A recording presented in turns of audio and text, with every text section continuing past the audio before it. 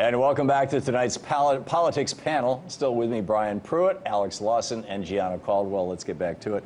During a rally in Dallas, Texas Monday, Donald Trump explained what he would do as president, or maybe as king, because I think it takes a legislature actually to do these things. But nonetheless, if the CEO of a major car company, in this case he was talking about Ford, told him that they were going to build a new plant in Mexico, as Ford is actually doing right now, the case in point, this is what he was talking about. Take a look. So I'd call the head of Ford, or whatever company, but I'd call the head of Ford. I'd say, congratulations. I understand you're building a massive plant in Mexico, and you're taking a lot of jobs away from us in Michigan and other places. No, I don't like that. I don't like it. I just don't like it.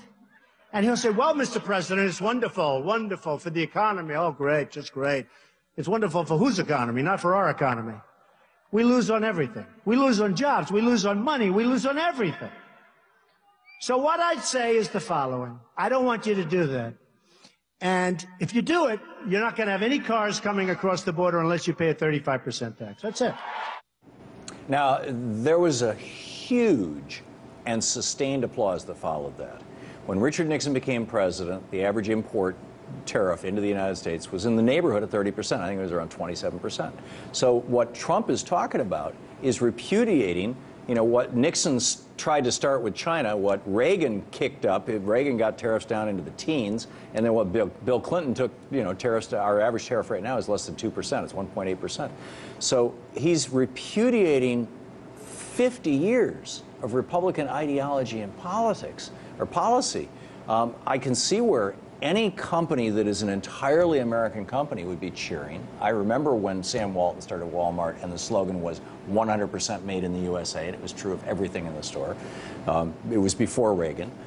But the Republican Party that is in bed with the billionaires and the transnational corporations have got to be going, oh my God, their heads are exploding. I'm all in favor of tariffs, personally. When you say the Republican Party is in bed with the billionaires, but we see who's really getting $376 million raised over their career, and that was Hillary Clinton. She's getting money from the billionaires, so you can't really say that. I understand the things in which Donald Trump is saying is very I can't say it. I just did say it. Well, you can say that. Hillary doesn't like tariffs either. You can say that, and he could do it. He can pass it through Congress, and it's possible. I don't think so. But you know what's really interesting is the fact that Donald Trump is mentioning things that traditional Republicans do not say. That's why he's resonating with Americans all over. Which means that the Republican Party's out of touch, not only with the American electorate, but with the Republican base. That would mean that politicians are out of touch. That's why you got Senator Sanders rising, and that's why you got Ben Carson and Donald Trump rising, because they're tired of politicians. Rather than generalizing, let's talk to this specific What policy. you're seeing there is this is protectionism. That's right-wing populism, right? That's economic populism. Well, it's also left-wing populism. On the economics, right? And then there are other things that Trump stands for that the left repudiates fully and totally. Right. But on some things, on this economic populism, that's what's resonating with American people. It's because the American people have rejected a politics of the elites, by the elites, for the elites, and they want people to say, look, we're going to stand up for the American people. And that's why you get those applause lines like that. I mean, just to put this into context, well, Brian, jump in. I was just going to make 2 quick points. One, I think we need to remember this is the problem with the Trump candidacy, is that he just says he's going to impose things. And I think the reason the debates are going to be so important is because there will be an alternative candidate there to say, you cannot do that. There is a legislature that imposes, Congress that imposes taxes. So this whole story that he told people is a nice story. And if you looked in the background, there were actually some people laughing, because they know it's a show. It's a show. It's entertainment. But that's what the president does. They have a legislative agenda. They talk about it at their State of the Union, and Congress passes it. So this isn't to say that it can't be done. It can be done. What he can't impose it. The people who aren't laughing are the elite Republican paymasters who are terrified of Donald Trump. And all the Hillary Clinton He is exposing the divide between where the Republican Party is and where the Republican base is. And in fact, and to get to that, just to provide a little bit of historical context, in 91, President George Washington asked Secretary of the Treasury Alexander Hamilton to come up with a plan to turn America into a great manufacturing power like the UK was. 1791, Hamilton presented this to Congress, and by it was his 11-point plan. Number one was tariffs, import tariffs. And by 1793, all 11 points had been put into place. And from 1793 until 1980, the average tariff in the United States was around 30% on imports. Import tariffs provided 100% of the revenue for the federal government of the United States from the George Washington administration until the Civil War. They provided 2/3 of the total revenue of the federal government from the Civil War to World War I, and from World War I to World War II, they provided fully 1/3 of the revenue for the United States government. We have, over the last 35, 40 years, we've tried this experiment of saying, oh, Hamilton and Washington, they were wrong. We'll forget about protectionism. Well, all these other countries around the world are still doing it. They don't call it tariffs anymore, it's VAT tax, right? 17% in, 17% out, it's effective 34% tax. We're the only ones who aren't doing it. I'm sounding like Donald Trump. So Trump comes along and says, we're not going to do this, this is crazy. And what do the Koch brothers say through their front group, Club for Growth? This is their response to this. Which presidential candidate supports higher taxes, national health care, and the Wall Street bailout? It's Donald Trump. In many cases, I probably identify more as a Democrat. Trump wants us to think he's Mr. Tell It Like It Is, but he has a record, and it's very liberal. He's really just playing us for chumps. Trump. Just another politician. In many cases, I probably identify more as a Democrat. Club for Growth Action is responsible for the content of this advertising. What baffles me about this is I could see the U.S. Chamber of Commerce running this ad because they've got so many transnational corporations who don't want there to be tariffs. But as far as I know, Koch Industries mostly sells stuff in the United States. I don't know why the Koch brothers care. The reason black they box, did it, though, so. the reason that they did it initially was because of his stance on hedge funds, raising the amount that raising the taxes. Yeah, so that was the initial point of it. But this kind of stuff isn't going to work. It's going to look like an attack on Trump. He's already said, "Hey, I was a Democrat." He's a billionaire. Who cares? Unlike Mitt Romney, who was really wealthy, he ran away from his success. Donald Trump, you can see him getting into a cage fight. He doesn't mind getting into a street fight. That's why people can say, okay, he's really wealthy, but he's just like me.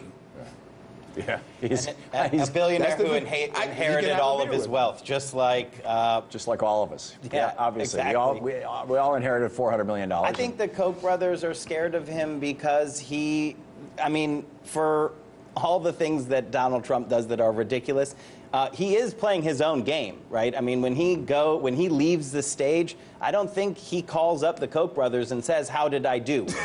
He actually as Scott Walker does. As Scott Walker does, and exactly. John Casey. Yeah. But that's why they're scared of him. I think it's more that the club specifically wants the Club for Growth wants a serious Republican primary. And what's happening right now is that Donald Trump is sort of distracting from a serious discussion of ideas where movement conservatives, base conservatives can have a debate against establishment Washington, D.C. conservatives. Right now that's being distracted by the sort of Trump show. But the Club for Growth was one of the major funders and creators of the whole, quote, Tea Party movement, which is what led directly to Donald Trump. Exactly. Actually, I disagree completely. Dr. Frankenstein, meet the monster that they have created. No. This is not through the nitroglycerin of Fox News. Donald Trump. I'm agreeing with Brian creation. because at the end of the day, when you think of Donald Trump, do you think of Republican or do you think of Trump brand? You don't think Republican. So it is not a faction of the Tea Party. This has nothing to do with the Tea Party. This has to do with the fact that Washington, D.C. conservatives, or the Washington, D.C. establishment has lied over and over to the Republican base. The entire Trump candidacy, I say it over and over, is a function of the fact that the establishment in D.C. has promised things and never delivered. They've promised to defund Planned Parenthood, and they are now busy on Capitol Hill trying to find ways to selectively not defund Planned Parenthood. Right. In fact, there's a now movement among base conservatives to get Jake Tapper at CNN to make the first question to be one of these sort of raise your hands, are you willing to stand up against what's going on at Planned Parenthood? Are you going to help out Ted Cruz and shut down the government again, in other words? I think we can have that debate. Amazing, amazing. Donald Trump may not be the Republican frontrunner for that much longer, by the way, according to a new CBS New York Times poll, just came out just a day before the second Republican debate. Ben Carson is now just 4 points behind him in the polls. Trump has the support of 27% of Republicans, while Carson, former neurosurgeon, has the support of 23%. Jeb Bush, Mike Huckabee, and Marco Rubio are all at 6%. And I'm not sure the margin of error here in this particular poll, but typically they're around 3 or 4%. So basically, Trump and Carson are neck and neck. What is going on here? Neither of these guys are politicians. I can tell you exactly what's going on. What's going on with the Carson campaign is a guy named Armstrong Williams. He is the business manager for Ben Carson and has been a friend of his for many, many years. Yes. So Armstrong Williams worked with the Reagan administration, the Bush administration. He's well known around D.C. I know him very, very well. And he is the guy, the one guy that Dr. Ben Carson listens to on strategy with regards to anything politics related. He has been an establishment guy, and he's probably more so the Karl Rove of this election season, which is very interesting. That's interesting. I think he's completely rehabilitated from when he got busted for and the piece, how this segment even came about, the piece talked about that. They said, hey, Armstrong Williams is the reason in which Dr. Ben Carson is doing so well. But we also have to keep in mind, before Donald Trump even came to light, it was Dr. Ben Carson and Jeb Bush. 1 and 2. Or 1 and 2. We just have one. And Ben Carson, though, actually, it was surprising when I was looking at the numbers of who has what money from where, because Ben Carson actually has a very strong grassroots support network. Right. On the Republican side, I believe it's orders of magnitude larger than the next candidate in small dollar donors. Is he not, Brian, a creation of Fox News, though? Not at all. He has deep, long-standing connections to the evangelical community that don't bubble up to the mainstream media. These are deep connections to the evangelical. They clearly don't. I had no idea who he was just 6 months ago. But he literally has a very deep well of support that is not just a mile wide. It is literally very deep within the evangelical community. That's very interesting. But, well, we'll see if the evangelical community is enough to swing an election or even a primary. It's a fascinating time. More of tonight's politics panel right after this break.